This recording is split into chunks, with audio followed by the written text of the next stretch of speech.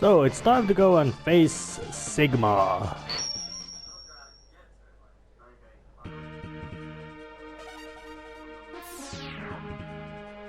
At the final set of stages.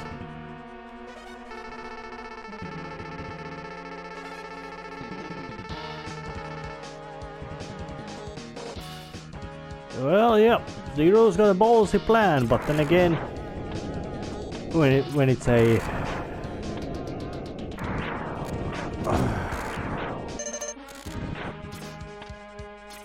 but then again, the one who created Zero didn't pay much attention to the fancy things like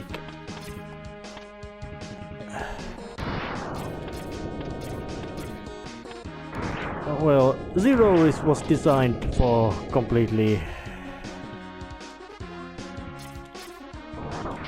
Zero wasn't designed to be particularly friendly machine.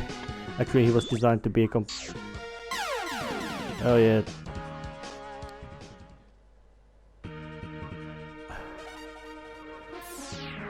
Yeah, that's a bit of difficult part of platforming if you don't have the gun upgrade, which I don't have yet. So that's a bit of you could say tricky part to do. So, but I guess I just have to deal with it.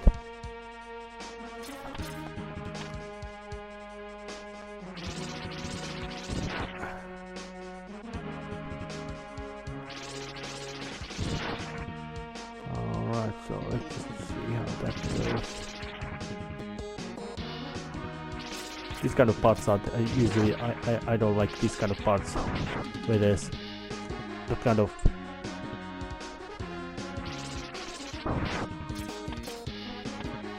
this kind of little hard to predict platforms, but luckily I got through it.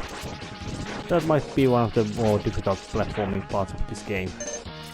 And it would be, I'd say that in a matter of game design, it was put into just appropriate place. The beginning of the final stages to show that game it has now officially taken off all the kiddie gloves. It can assume you know all these basic tricks. So and of course the fact that it can also knows that you will have at least these two abilities, so it can use them all as much. Oh, and Mr. Boba Fett wannabe with his ugly helmet, and he runs off. And this game also later got a Flash here remake called Maverick Hunter X, which had some sort of expanded storylines and all that, but it didn't succeed so well, so it never got any sequel. Here he is again. Zero's been taken out by this ugly bastard. Oh, the old-fashioned blackmail.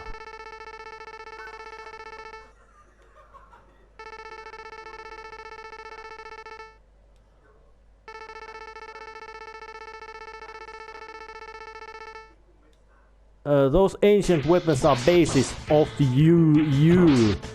And while it's basically he's one of the main henchmen of Sigma, and reportedly quite crazy. Even before becoming Maverick, he was quite crazy. And later plotlines which make that Sigma is actually a computer virus, not a person going crazy, and actually source of that computer virus is Zero, which basically is to say that yeah, couldn't stop him.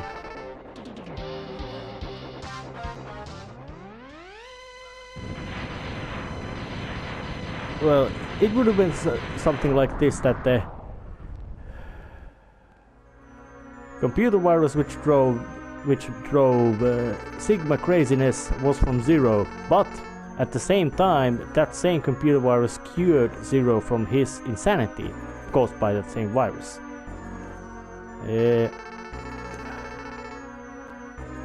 Yeah, you are out. And thanks for upgrading me.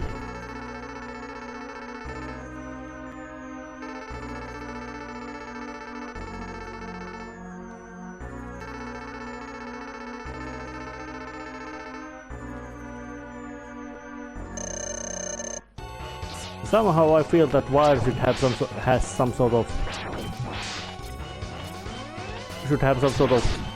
metallic tinny voice with his threats, and he can spew fire. He's got grenade attacks. He's got all kinds of tricks on his sleeve. Yeah, jetpacks, beam weapons, grenades.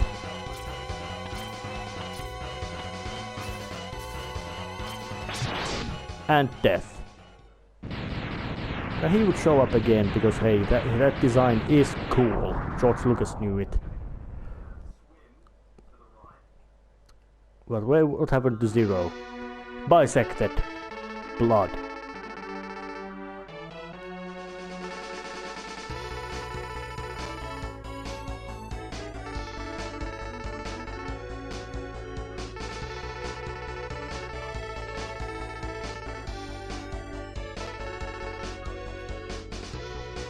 Well,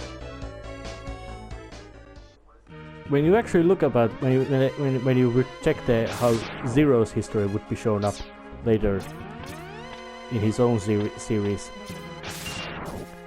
it would be the fact that because well,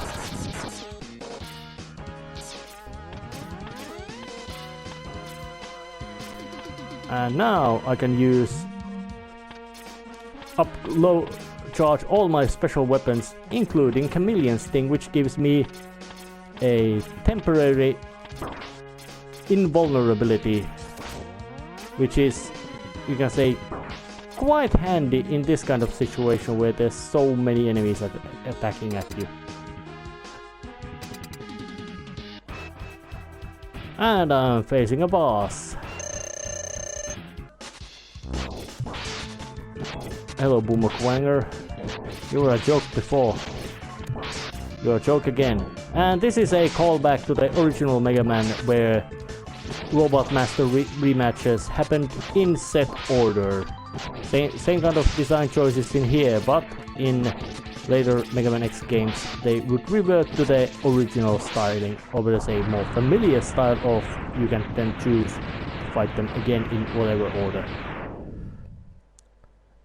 And they don't drop anything, which would also be fixed later in later Mega Man X games rematches, but with a slight difference, you could say, presentation.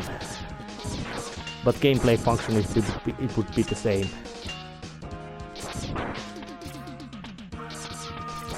And there's nothing really unusual in this stage, especially so far, but it had a big plot scene.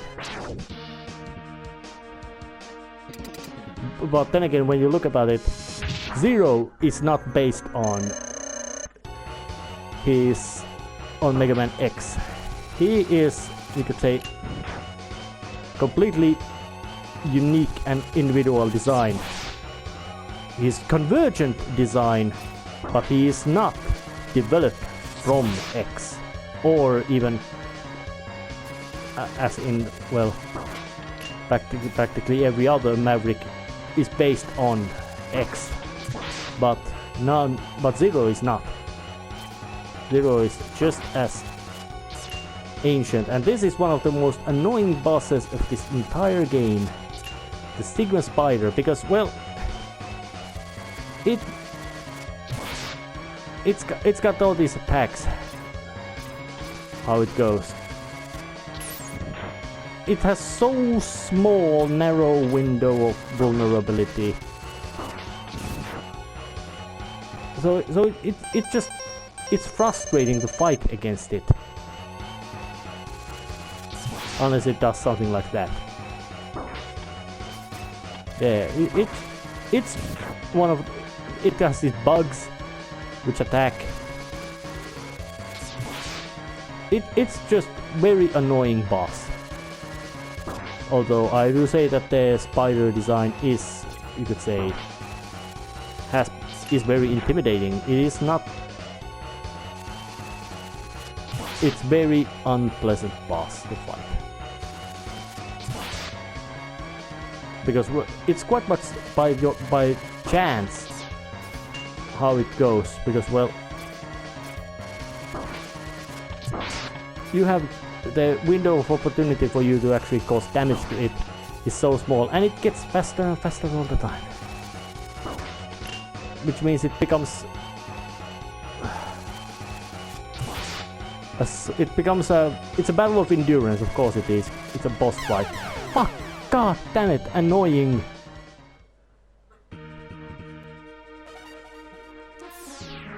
And...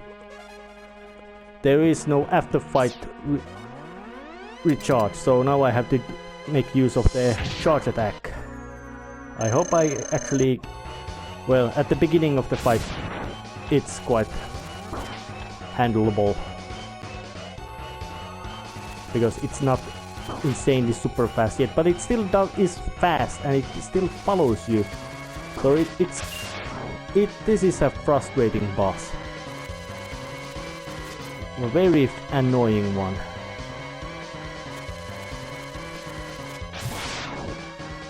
And look at that. Just one little tick of damage. Actually more.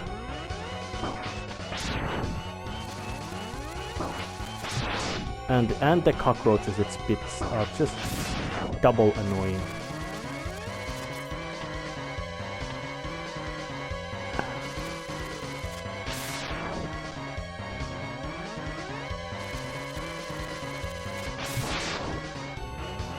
So it's about to be a...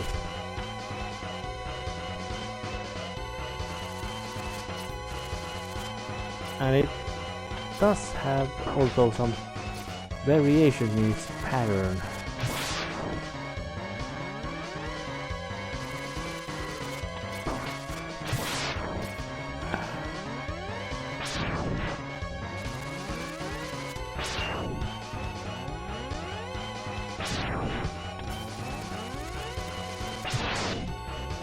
Got hit. With me, I gave it a hit.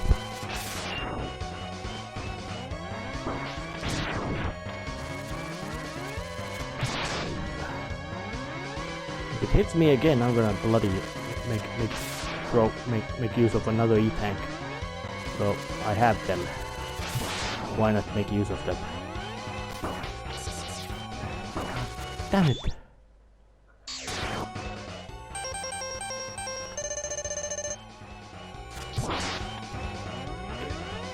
It shouldn't be this damn hard. But it is. But then again, this also shows that plays out to the player the general level of difficulty of these Stigma stages. Game is not holding back anymore. It's not. It's got no. It's not. It's not. The kitty gloves are off. So it's so it can just. There must be some sort. There is some sort of pattern it has. Oh, now it goes down. Damn cockroach.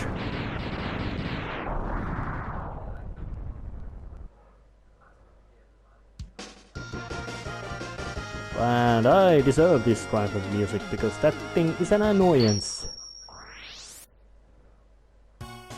Oh yeah, it gives me a passcode, of course I'm gonna make use of it.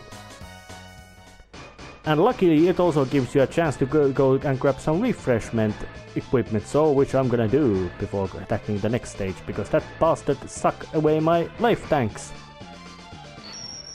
And second Stigma stage. With a different music, different level design, and a bit more of a platforming puzzle right at the beginning. And let's just show how. Let's just show the how effective shield weapons can be.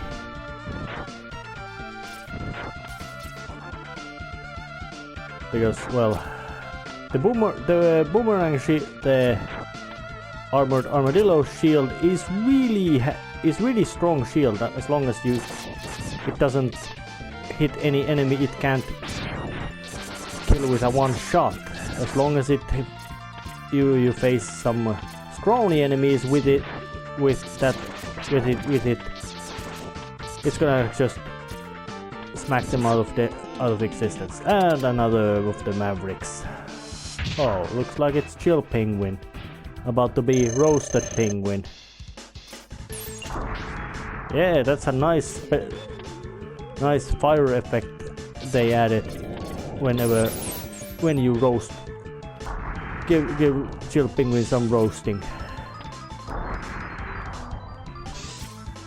And he's gonna slide around you when you roast him.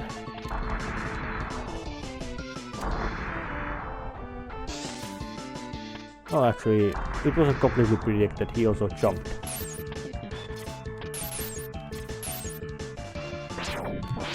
You know, being such a short and squat bird makes you quite unimpressive specimen, Maverick.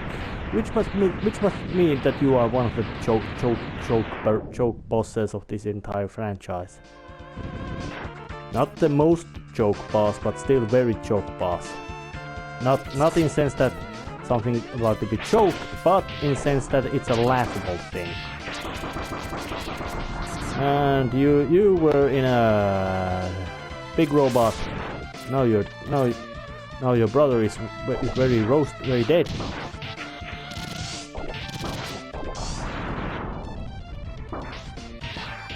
And this robot has special ability of it being able to walk on spikes.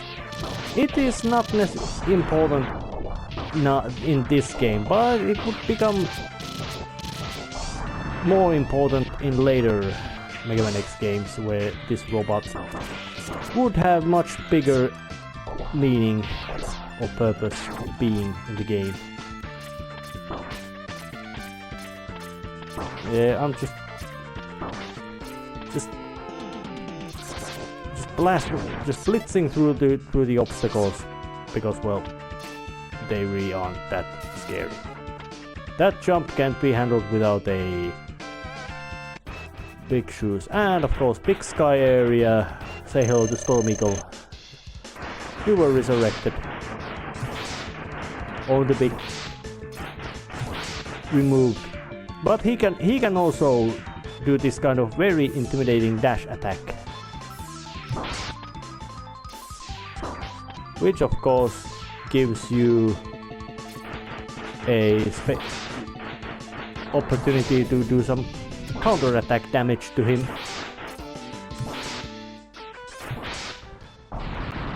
But he's also roasted.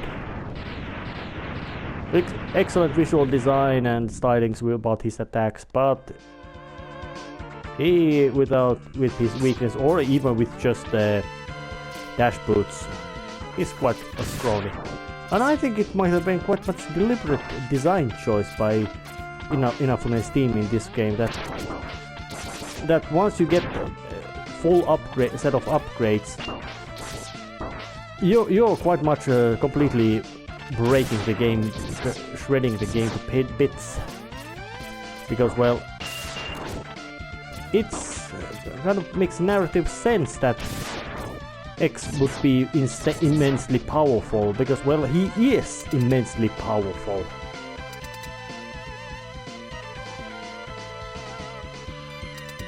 Oh yeah, and already got the second boss. Well, the first boss of these Sigma stages was called as... Well, it was known as Sigma Spider, because, well, it's a spider. This one is Sigma Face. It's got all these kind of face things about to shoot, eager to shoot you. Different colored eyes attack you. it has spikes in the lower mouth. But this is also one very easy boss. Even with my reduced amount of health, I should have no big problems about it. And it is very wise to leave the bumpy nose to last. Do some strategizing, because, well,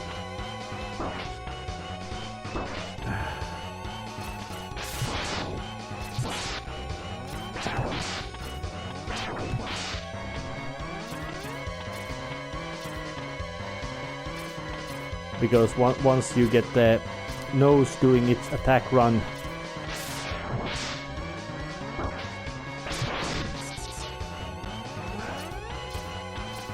or better say, when you have only the nose doing its attack run, it's gonna be much easier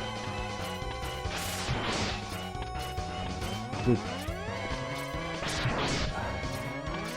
just focus on avoiding and dodging.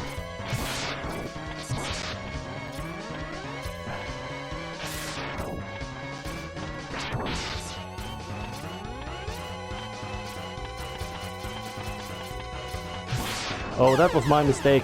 I forgot it goes like that. Should have used my first aid kit. And if I remember right, it's weak against this at weapon. Yeah, but you can see that this boss is all about pattern. Well, all these bosses are about pattern, but in this game, it's very much more about pattern. Yeah. Take out the eyes.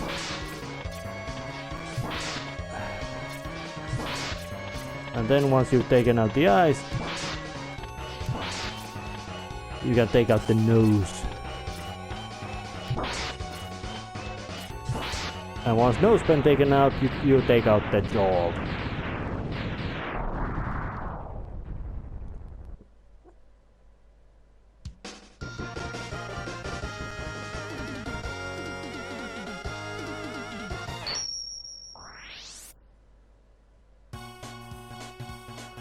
And once again, saving. And it actually might be time to end this episode, because hell, I took out 2 stages already, so see you next time. See ya.